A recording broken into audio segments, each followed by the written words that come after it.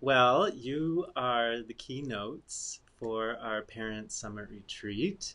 So thank you, thank you. I'm super excited to have you guys come in. Um, Very Yep.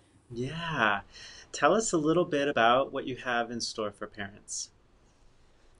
well. What we have planned for the keynote is something that I think is really timely, and that's what does love look like, and what does love not look like, and how can we love each other?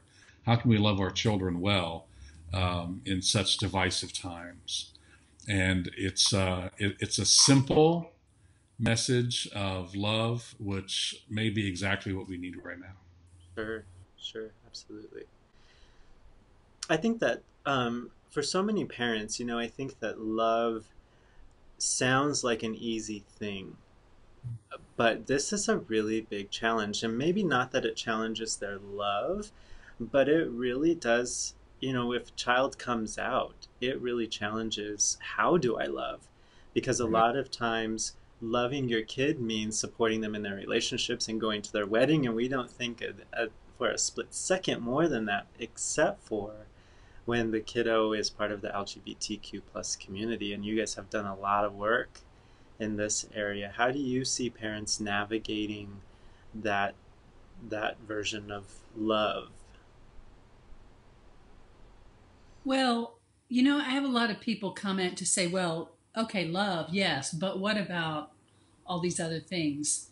As if they just reduce love to a nutshell, Mm-hmm. as if it's not really important. Mm-hmm. And I think people underestimate the magnitude of love, what love actually means, how we love well when we're upset with somebody, how do we love well when we think they may be wrong. That those are challenging questions. Jesus was not just saying, "Oh, love, like love and flowers, like it's an easy thing." It was, this is deep, heart wrenching things to do when you have to set aside your own understanding Mm-hmm. for to understand someone else Mm-hmm. and to embrace them the way they are. Sure, sure. The challenge, Mm-hmm. yeah, My and it's powerful. Yeah, our daughter sent me a text at 2:30 in the morning, which she tends to do, and she says, "What is love?" Okay, wait, glasses on. Hang on. Mm-hmm. And part of what I said to her was that uh, love is where you know that love is where someone's heart is safe in your hands, and their name is safe in your mouth. Mm-hmm. And I said, and that starts with you, Mm-hmm. where your heart is safe in your own hands and your name is safe in your own mouth. Yeah. And I love the scripture that says that the enemy comes against the simplicity that is life in Jesus. And I think so often we do that. Well, I love you, but and we're conditioned, like Susan said, we're conditioned that way. We're trained that way. We're taught that way. And if you look at Jesus's interactions with other people and at the stories he told, there were no buts, Yeah. and it was very simple. And I think that's what he wants us to do, especially with our children. Sure. I mean, we interact with moms and dads, and we a lot thousands of LGBTQ people who have been rejected by their parents in God's name. Mm-hmm. And if your parents are not there for you, no matter what, if your parents can't love you unconditionally, then it's very hard for them to trust anybody else to do that in life. Mm-hmm. And it can be very, very destructive. When you add God's name to that rejection, it can be deadly. Mm-hmm. Sadly, that's happened. Yeah, Yes, yeah, too Absolutely. many times. too many times. I think when I think of the parent that I would dream to have at the parent summit, it's a parent who um, it's almost like the most valuable player, like the parent who can cover the most ground in the shortest amount of time.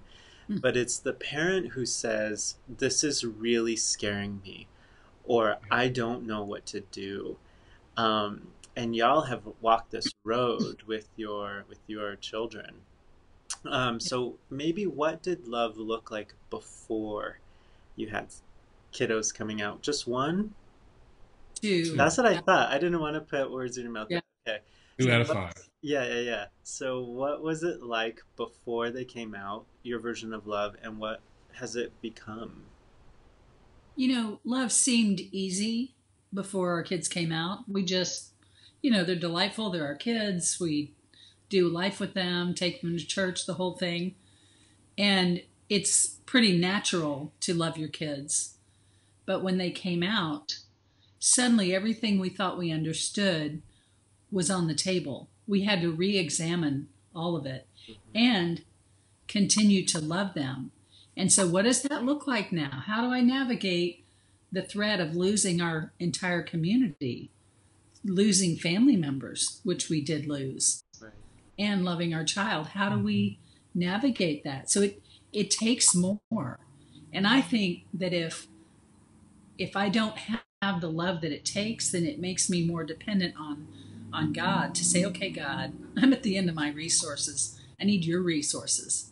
Well, that's exactly where God would love it for us to be, isn't it? To depend on God's resources instead of our own, because God's resources are endless.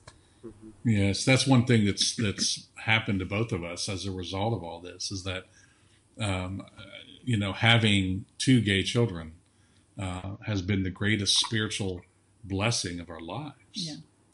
Our hearts became bigger, like the Grinch. They grew 3 times, 10 times, Three times that three day. times Yeah. that day. And we got more compassionate overall. God Yes. became much bigger, and, and our faith got deeper and richer than it's ever been.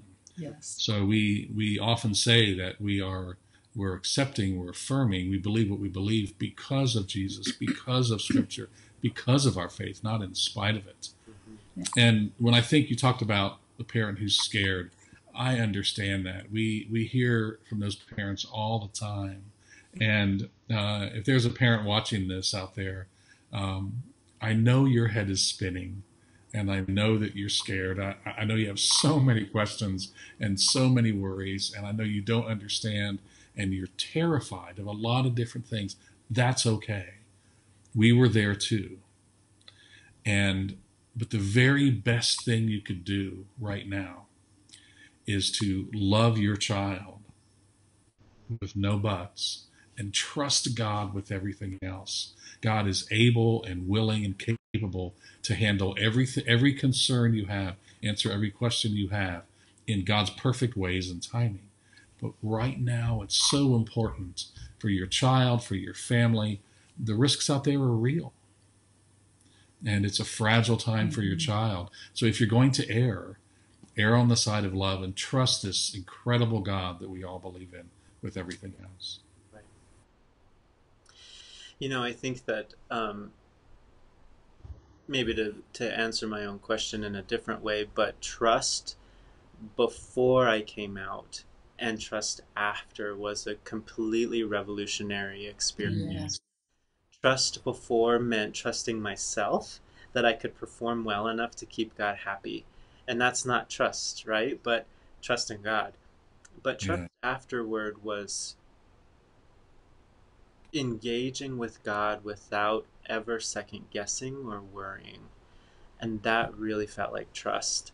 I'm mentioning that here, and maybe you guys might agree, but this journey isn't necessarily a journey about becoming comfortable with a looser theology or becoming Oh, comfortable um, with sin. It's actually learning how to become more comfortable with a radically loving that's God, like right. absolutely trusting God, not That's ourselves. Yeah. Beautiful. Yeah, that's beautiful because the thing is that Jesus said, love God and love others, and everything will fit under that. Well, then we better figure out what love God and love others looks like. That's the most important thing we were Mhm. told, and that everything would line up under that. Mhm. And it's interesting because when the religious leaders brought sinners to Jesus, hey, Jesus, we got another one. Look at this person. They're really sinning. Jesus never said, way to go. I'm so glad you brought them to me. I need to deal with them. Never. He dealt with them for condemning these people, for judging them, for bringing them. So I'm reading that thinking, okay, he really meant it when he said, love them, and then let God deal with whatever needs to be dealt with. But not just judge them and go for your bounty on that, your reward from God from that, because there's no reward for judging, but there's all the reward for loving. Yeah, it was monumental for us to discover how much love we didn't have before and how much love we have now. Yeah. And the peace and the fear is just gone. That, we didn't realize how judgmental we had become and how small our love was compared to now. And since Jesus said, don't judge and do love, we know we're in the right direction. We know where we're supposed to be on this compared to where we were. Yeah. It's so freeing and it's so peaceful. Yeah. And the peace of God will rule in your hearts. That's proof that you're on the right track. Yeah. And it's been amazing. Yeah. Yeah. And that's available to all the parents who come to be on that journey. Yeah. I definitely have hopes and dreams where I would want someone to land in terms of theology and inclusion and affirmation of their gay, trans, or lesbian children. But parents aren't going to land there. When I was 22 coming out for the first time, I needed my mom and dad to be theologically on the same place as me, because I thought if we disagreed, it meant that on some level I could be wrong. But at 35, having gone to seminary and looking at like Episcopalian doctrines and Lutheran doctrines and Assemblies of God doctrines and Baptist doctrines, and sitting next to people and saying, we all love each other and we all love God, but we disagree theologically. And that really helped me sit as a son whose parents weren't theologically affirming. I no longer needed them. So I guess what I'm asking is for the parents who might not ever come to a theologically affirming place for their gay, trans, or lesbian child, what does this love look like? What does that paradox or that tension look like for them? Well, I think every day we're called to love people we disagree with. I have people in my life I disagree with about things, even big things. If we can't love people we disagree with, then love is going to be very scarce. We line up completely with virtually, nobody really. And I lost what I was going to say. I agree with that. The religious leaders also brought to Jesus, I imagine the religious leaders of the day saying, but what about the Episcopalian theology? And what about the Lutheran theology? And what about the Baptist theology? What about all these rules and the disciplines and all these things? Which one is true? Which one is most important? Yeah. And Jesus said, I'll tell you. It's to love God and love others. If you do those things, all the disciplines, all the details of your theology line up under that. Yeah. And again, the enemy comes against that kind of simple life. So what does it look like? I mean, we deal with a lot of parents who in Susan's online support groups, they're parents who disagree over a lot of things and a lot of theology in that. But they come together under the desire to follow the 1 Corinthians model of love and that great command to love God and love others for the sake of our children. Yeah. I remembered what I was going to say, too. No, good. That, Jesus said that first of all, that I give you a new commandment, that you love each other the way I've loved you. And he didn't judge us, by the way. He loved us well. And so this, I give you a new commandment, and everybody will know that you're my followers by your love for each other. That's very different from they'll know you're my followers because you line up on theology. He didn't say that. He said because of your love for each other. And so that it just, every road keeps pointing back to love is the key. And so what does that mean? And how can we live there? So I'm very excited about this. I think it's going to be a great conference. And we have a lot to say about love and a lot to engage with and, deal with questions on. Yeah. And the speakers are just phenomenal, by the way, with Danny and Abby and B.T. Harmon. BT and Brett and Greg and Lynn and they're just, it's a phenomenal group. And again, and it's been designed specifically with that parent in mind who's going, oh my God, what do I do? I don't know how to feel. I don't know what I'm supposed to do.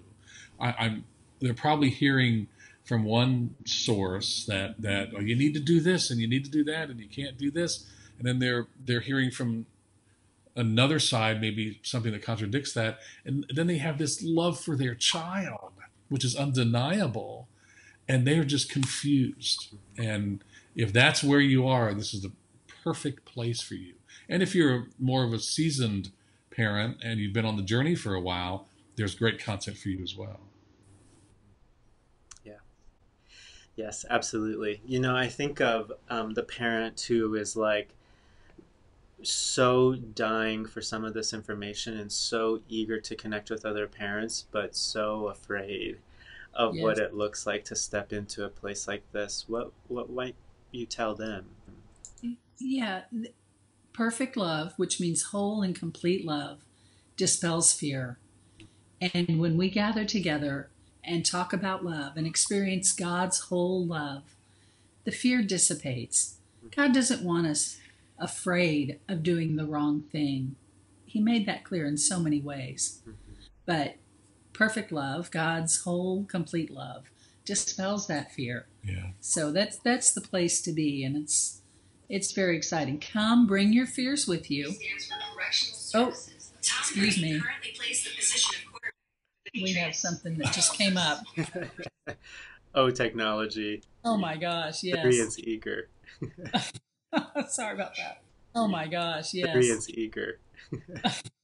Sorry about that. Anyway. Well, I know that Tom Brady played for somebody. I don't know what series. Yeah. I'm sorry. That's okay. Anyway. Bring your fears. Bring your fears. Let them sit right next to you.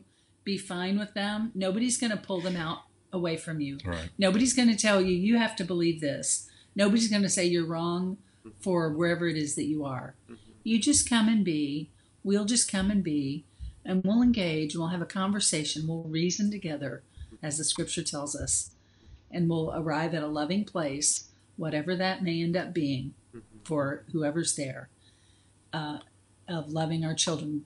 That we know is indisputably a requirement of us to love each other, to love our children. So we'll just talk about what that looks like. Yeah. That's great. I think we hear a lot from parents. One of the first things we hear is, oh my gosh, I thought I was all alone. Yeah. I thought I was alone. And you're not alone. And one thing that we say, and as we close some of our first interactions, is breathe. God's got this. God's got you. God's got your child. You're not alone here. Yeah, absolutely. And as one of the co-executive directors at Q Christian, one of my hopes for the Parent Summit is not that parents come and have this massive theological revolution, although I would love that, that you don't have to go from one theological position to another, but it's more about learning how to sit in your own theology and love your child well. As a psychotherapist, my language is not, I don't need you to have a whole mind and heart shift. I just need you to be really good at maintaining the attachment. Yes. And sometimes that attachment suffers because the theology gets in the way. And Susan, your TED Talk kind of talked about this. But yeah, what are some of your thoughts here? Yeah. Well, and Paul in 1 Corinthians, he said, if you do everything right, but you haven't love, then you have missed the whole thing. And so that's the key. And how do we find that? How do we get there? Yeah. You know? And the truth is that it's there's a lot. It's like I said, it's a fragile time. If your child has just come out to you, it's a fragile time, and we know that our words and our actions mean a lot to our children, but they mean more in this situation right now, in this moment. They mean more than we even know. Yeah. And we say sometimes to parents that if you decide in 5 years that you just can't accept this, you just can't accept this. Okay, you're an adult. You can make that decision. If you do that now and decide in 5 years that you want to love and trust God with the rest, the hard truth is that your child may be unwilling, or worse, you may not have a child here. So it is a fragile time, and I think my goal, and we help. 25% of all gay homeless youth became homeless the very same day they came out to Christian parents. It's, Mom, I'm gay, and they're kicked out of the house. And then there's substance abuse, sexual abuse, everything lead from that. Lead from there.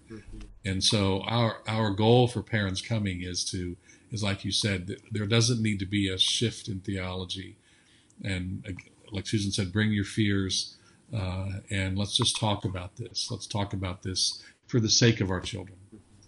You mentioned the TED Talk, and one of the things that really kept resonating for people, they came up to me afterward, and then they emailed me saying the love was so clear, the love was so present, and that's what people resonated for. That's what we need. It's what we're starving for, and it's what never fails. Love is what never fails. And so that's a good place to be. I'm going to mess up this quote, I think. You may know it exact, but Mr. Rogers said, love is at the core of Everything. of every relationship, of every situation, love or the lack thereof. Yes. Mm-hmm. Yeah. So. Absolutely. Yeah. When you were saying that earlier, Susan, about the love you didn't have, I kind of cringed because it was almost like this ping of like, oh my gosh, the love I didn't even have for myself. Yes. Yeah. And when I'm holding myself to such a behavioral standard, how am I going to love other people who aren't measuring up to the same behavioral standards I've created for myself, these objective or subjective ways of operating, and that's just such a beautiful petri dish for judgment rather than love. And none of it came from Jesus. None of that came from Jesus. Right. It came from theology built around that. Right.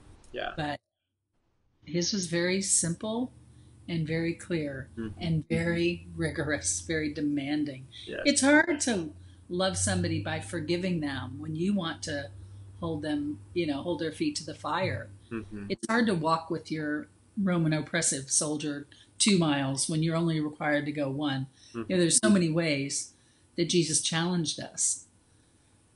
So, yeah. Exciting. Yeah. What about for dads? Dad's going to be there? That's awesome. That's awesome. Susan has thousands of moms, and the moms in the Freedhearts network of moms groups. I've got a couple hundred dads. It's a great group, and we talk a lot. When we talk a lot. Dads have their own set of issues. The internalized homophobia, the feeling that we've failed in this, especially dads of gay sons, transgender daughters. We feel that we've done something wrong, we failed, and it challenges our manhood. And we're very worried about how the world views us. And so I'm really excited because sometimes the parents' events have mainly moms and mainly moms teaching, but we have dads all the way through this.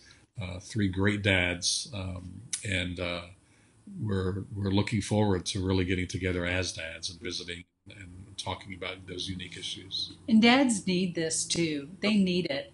The difference between moms and dads is moms know they need this, and dads are kind of We conditioned to believe that they don't really need it. we tend to just want to list. Give me a list of how I fix this thing, and Yeah. let me check off the list, and let me do it alone. Lone Rangers, You yes. know, and that doesn't work a lot. I did work for many years with children with cancer, and it was a very common thing that the dad would abandon the family when the cancer diagnosis came down.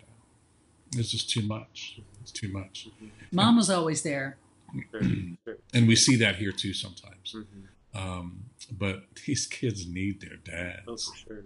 They need dads. Yes. And again, like I said, I said it was our greatest blessing, but as a dad, as a man, this journey's opened up everything for me. Mm-hmm. And it's not just deepened my relationship with God, it's deepened my relationship with my daughters and my sons too. In between us too. I mean, in between us too. It's been great. So dads, come on, it's great. Exactly.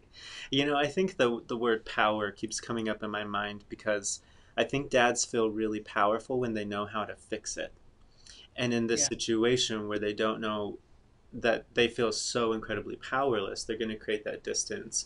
But I think it's so incredibly important for fathers to realize that they're most powerful in this situation because they have this unique love for their child that their child cannot get anywhere else.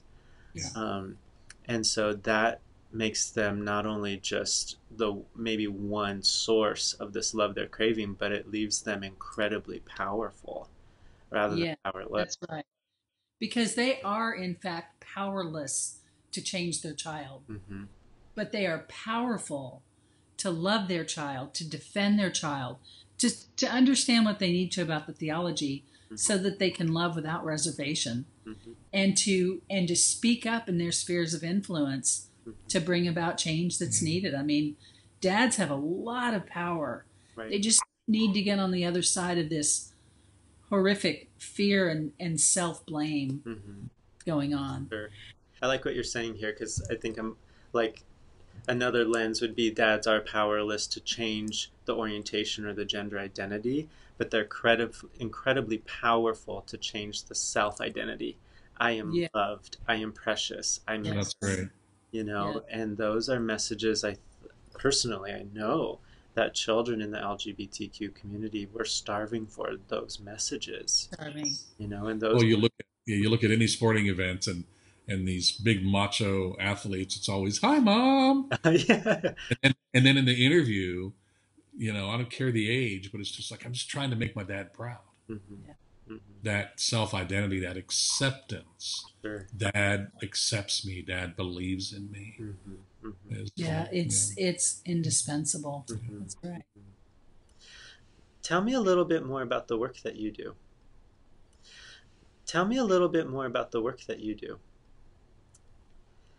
Well, it's great. We love it. We do it every day. I can tell you love it. Our daughter came out 9 years ago, almost 10 years ago now, and that started us on this journey. Yeah. And if you haven't seen the TED Talk yet, just search Susan Cottrell on YouTube, and it'll come right up. It's got over almost 600,000 views now. Yeah. It's just amazing. In just about a month. It's only been about a month. Oh my gosh. No, 2 months, something like that. That's cool. So what we do is we help parents accept and affirm their LGBTQ kids, reconcile these faith issues, come to a peace about this for the sake of their child. We help those in the gay community mend some of these wounds we're talking about, the self-identity wounds, and just heal from all of that. And we work with those in the church, both leadership and congregations, to be more affirming and more inclusive. And we do it every day. We hear from parents, especially with a TED Talk exposure now too, from parents and those in the gay community every single day from and all levels. Again, a lot of them are like, oh my gosh, I thought I was all alone. My child came out to me an hour ago.